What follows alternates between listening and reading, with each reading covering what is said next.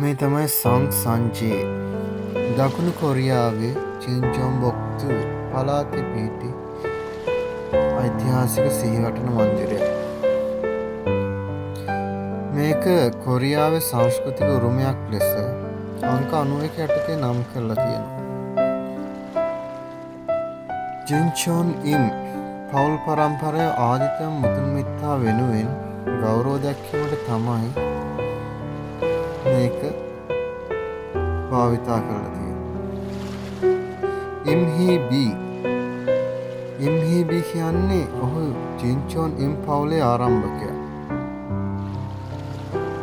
කොරියාවේ කොර්යෝ රජවංශ සමයේ විසූ දක්ෂ හමුදා සෙන්පතියෙක්. ඔහු රට වෙනුවෙන් කළ සේවය නිසා රජු විසින් ඔහුට සංසන් ගුන් යන ගෞරව නාමය ලබා දෙනවා.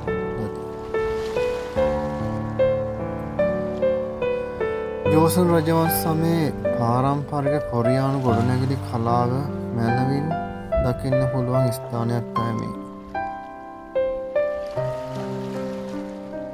ඉස්සර කොහොම තියෙන තැනක්ද දැන් කිසිම මිනිස්සෙක් පේන්නේ නැහැ වටපිටාව. පාළුවට ගිහින්